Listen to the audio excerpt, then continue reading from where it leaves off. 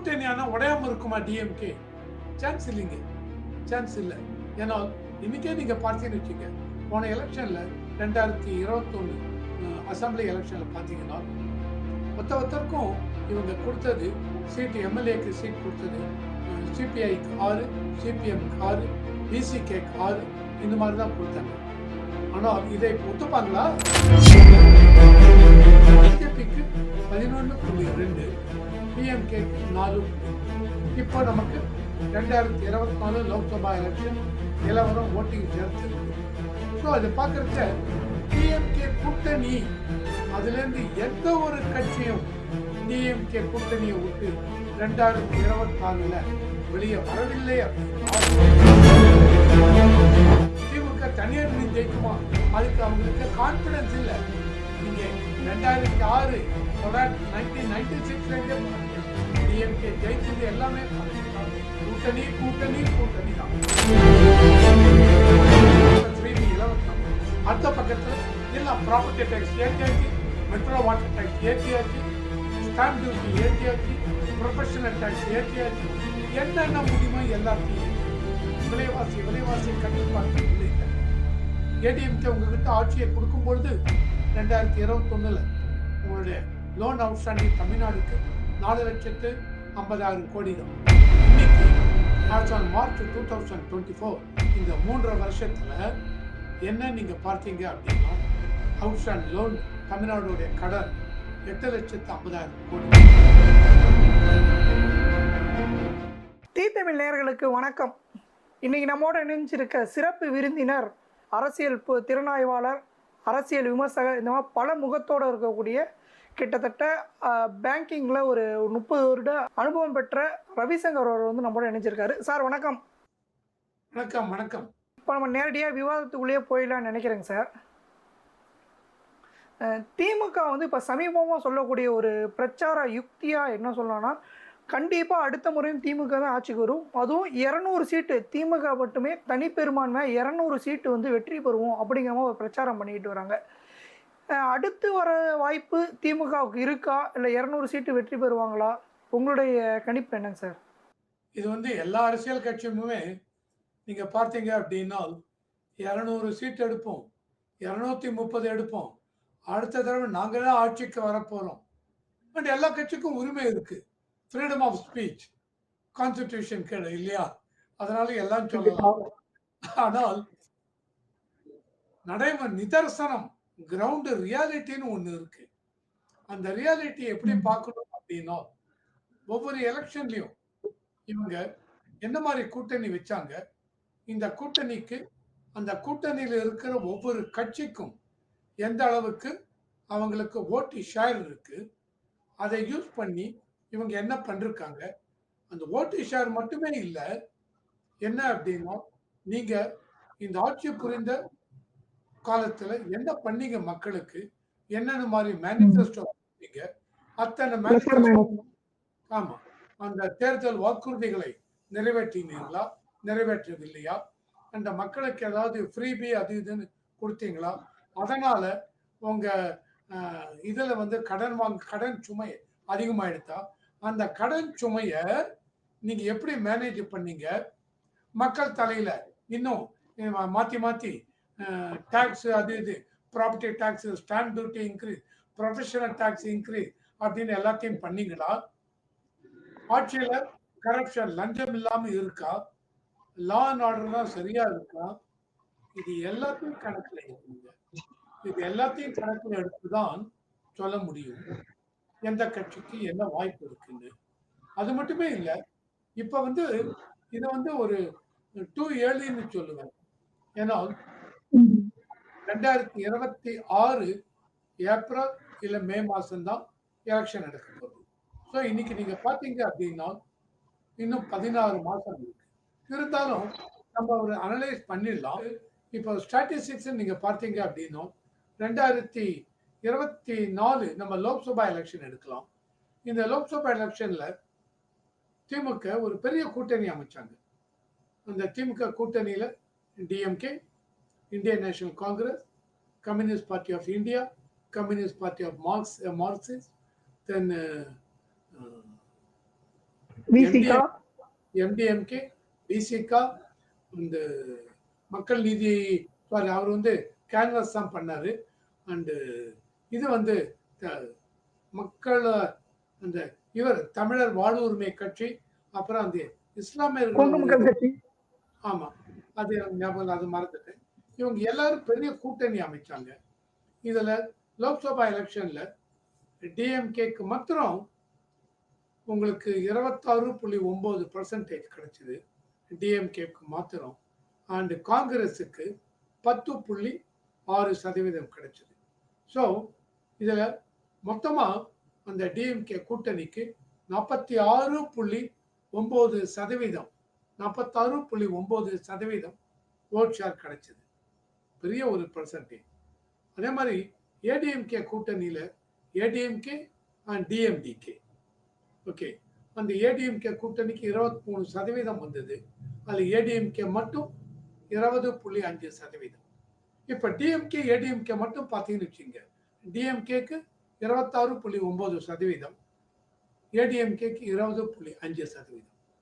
தென் NDA கூட்டணி BJP, MDMK இவங்க, அந்த எம்டிஎம்கே என்டிஏ கூட்டணியில பார்த்தீங்கன்னா 18.3% ஓட்டு கிடைச்சது. இதுல பிஜேபிக்கு 11.2, பிஎம்கேக்கு 4.3. இப்போ நமக்கு 2024 லோக்சபா எலெக்ஷன் நிலவரம் ஓட்டிங் ஷேர் தெரிஞ்சிருது. ஸோ அதை பார்க்கறச்ச டிஎம்கே கூட்டணி, அதுல இருந்து எந்த ஒரு கட்சியும் டிஎம்கே கூட்டணியை விட்டு 2026ல வெளியே வரவில்லை அப்படின்னால் டிஎம்கே உடைய விக்டரிங்கிறது கண்டிப்பாக உறுதி செய்யப்படும். ஏன்னால் 46.9% அவங்களுக்கு ஓட்டு ஷேர் இருக்கு. இதை வந்து அடுத்த 16 மாசத்துக்குள்ள இந்த ஓட்டு ஷேர்ல அப்படி இப்படி சிதையலாம். இதுல வந்து எந்த அளவுக்கு மக்களுக்கு வெறுப்பு இருக்கு, ஆன்டி இன்கம்பன்சி ஃபேக்டர், இதெல்லாம் எடுத்து பார்க்கணும்.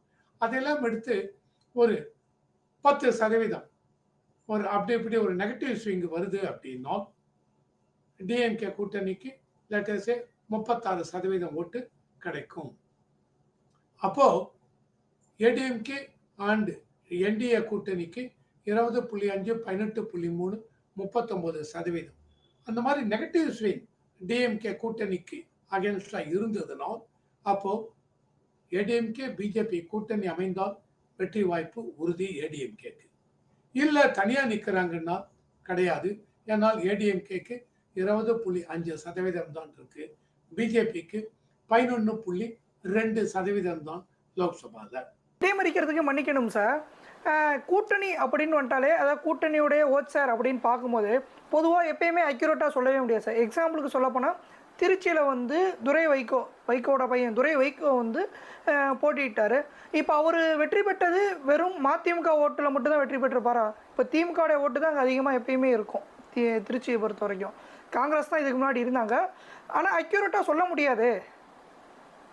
இல்ல அதாவது உங்க சொல்ற பாயிண்ட் வந்து ரொம்ப கரெக்ட். ஆனால் நம்ம எம்டிஎம்கேக்கு உள்ள ஓட்டு சதவீதம், பிஎம்கேக்கு உள்ள ஓட்டு சதவீதம் அப்படின்னு சொல்றது அவங்களுடைய ஓட்டு மட்டும் இல்ல, இவங்க கேன்வாஸ் பண்ணதுனால, கூட்டணியினால.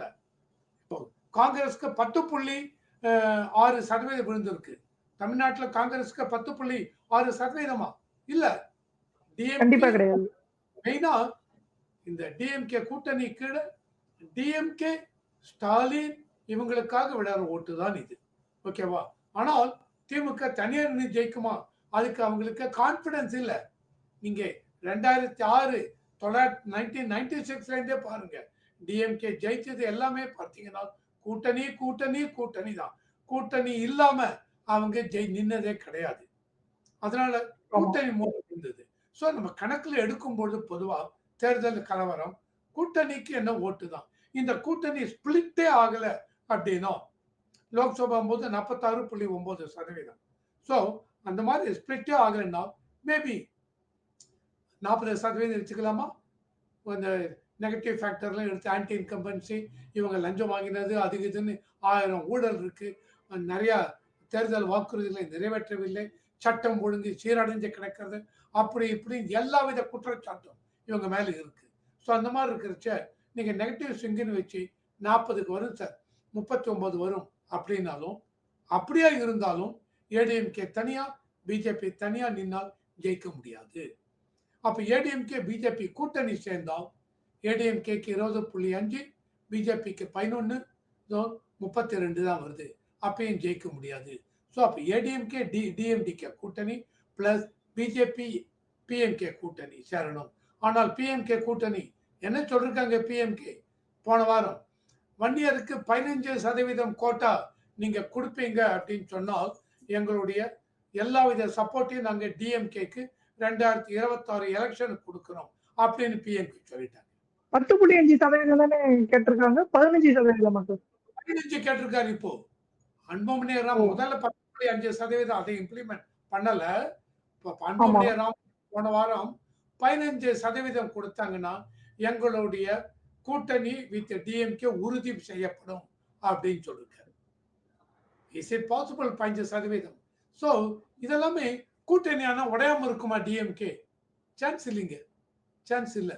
ஏன்னா இன்னைக்கே நீங்க பார்த்தீங்கன்னு வச்சுங்க, போன எலெக்ஷன்ல 2021 அசம்பிளி எலெக்ஷன்ல பார்த்தீங்கன்னா ஒருத்தருக்கும் இவங்க கொடுத்தது சீட், எம்எல்ஏக்கு சீட் கொடுத்தது சிபிஐக்கு 6, சிபிஎம்க்கு 6, பிசிகேக்கு 6, இந்த மாதிரி தான் கொடுத்தாங்க.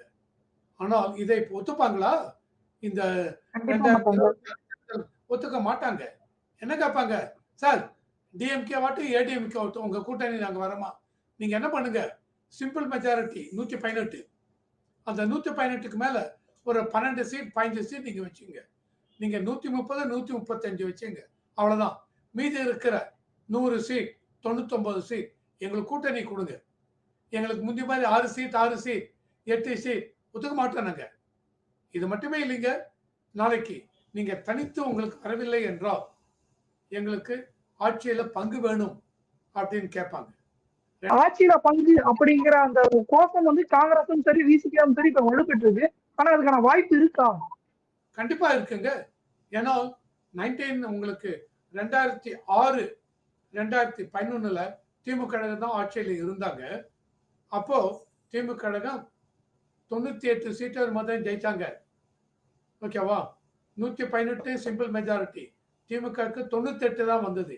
எல்லா காங்கிரஸ்க்கு அப்போ 45 என்னமோ சீட்டுக்கு ஜெயிச்சாங்க. ஸோ இவங்க எல்லாருமே காங்கிரஸ் என்ன சொன்னாங்க, ஆட்சியில பங்கு வேணும்னு கேட்டாங்க. அப்ப கருணாநிதி அவர்கள் தான் சீஃப் மினிஸ்டர். அப்ப அவர் என்ன சொன்னார், இல்ல இந்த மாதிரி ஆட்சியில பங்கு ஸ்டேட் கவர்மெண்ட்டை பொறுத்த வரைக்கும் கூட்டாட்சியெல்லாம் இருக்கவே முடியாது அப்படி இப்படின்னு சொல்லி சோனியா காந்தி கிட்ட முறையிட்டார்கள். சோனியா காந்தி கிட்ட விர்ச்சுவலி ஒரு bleed, he was bleeding with Sonia Gandhi. இந்த மாதிரி உங்க கட்சிக்காரங்க ஆட்சியில பங்கு கேட்கிறாங்க, அது ரொம்ப கஷ்டம், தனியா இருந்தால்தான் ஒரு நல்ல ஒரு ஆட்சியை கொடுக்க முடியும் அப்படி இப்படின்லாம் சொல்லி அந்த 97 சீட்டை வச்சுட்டு 5 வருஷம் ஓட்டினாங்க. அதனாலதான் அசம்பிளியில ஒவ்வொரு தடவையும் ஜெயலலிதா 2006, 2011 அதை அட்ரஸ் பண்ணும்போது மைனாரிட்டி திமுக அரசாங்கம் அப்படின்னு சொன்னாங்க. ஞாபகம் இருக்கா? ஆமா. சோ இன்னைக்கு திமுகவும் வீக்கா இருக்கு. சோ நீங்க 130, நாங்க முந்தி மாதிரி 150 சீட்ல நிப்போம், 155 சான்ஸே இல்லைங்க. உடனே இவங்க என்ன சொல்லுவாங்க, விட்டுருங்க ஏடிஎம்கே இருக்காங்க, எங்களுக்கு 15 சீட்டு கொடுக்குறாங்க ஏடிஎம்கே, விசிகே நான் அங்க போட்டுமான்னு கேட்பாங்க. சார் இன்னைக்கு எந்த ஒரு கட்சியும் நாங்க சித்தாந்த அடிப்படையில், கொள்கை அடிப்படையில் தான் நீங்க கூட்டணி வச்சிருக்கோம். இல்ல சார், எவ்வளவு தூரம் சொல்லிருக்காங்க, தேர்தலோடு கூட்டணி முடிந்து விட்டது சொல்லிருக்காங்களா இல்லையா சார்? அப்ப என்ன அர்த்தம்? கொள்கை அடிப்படையில கூட்டணிங்கிறதே கிடையாது. எங்களுக்கு என்ன சொல்லுவாங்க, மதவாத கட்சி வந்துடக்கூடாது, அதுக்காக நாங்க கூட்டணி அமைக்கிறோம். இதெல்லாம் சும்மா பேச்சு. ஒத்தவதற்கும் ஒவ்வொரு பொலிட்டிக்கல் பார்ட்டிக்கும் பவர் இஸ் இம்பார்ட்டன்ட். அரசு பதவி இம்பார்ட்டன்ட், மினிஸ்டர் ஆகணும், சீஃப் மினிஸ்டர் ஆகணும், அதுதான் இம்பார்ட்டன்ட். அந்த ஒரே காரணத்துக்காக தான் கூட்டணின்னு வைக்கிறாங்க. ஸோ 2026ல நான் முன்னாடியே சொன்ன மாதிரி எக்ஸிஸ்டிங் டிஎம்கே இதுல கூட்டணி கட்சிகள் உடைய காங்கிரஸ் போயிடுத்துன்னு வச்சுங்க, 10.6% vote share of Congress of course கூட்டணி தான் கிடைச்சது போகும்.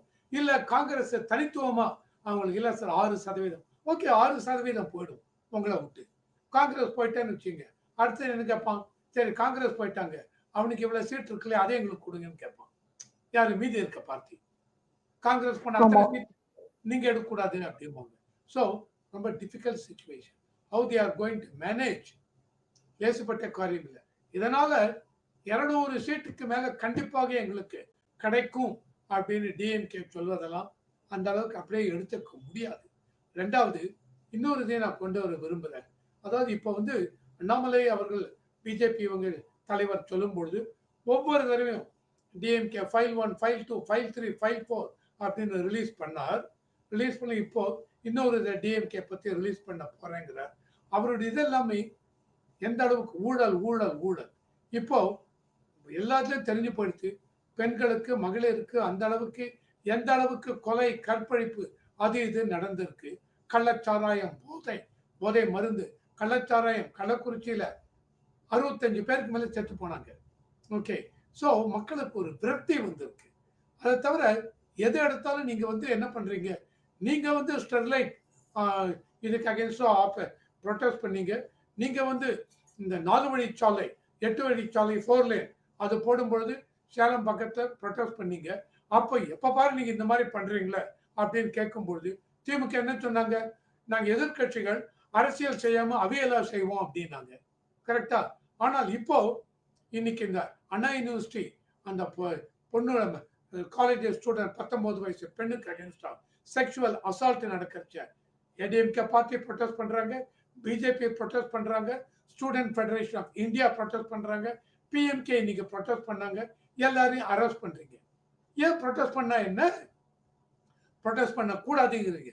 நீங்க ப்ரொட்டஸ்ட் பண்ணும்போது ஜனநாயகத்துல நாங்க ப்ரொட்டஸ்ட் பண்ணதுக்கு உரிமை இருக்குங்கிறீங்க.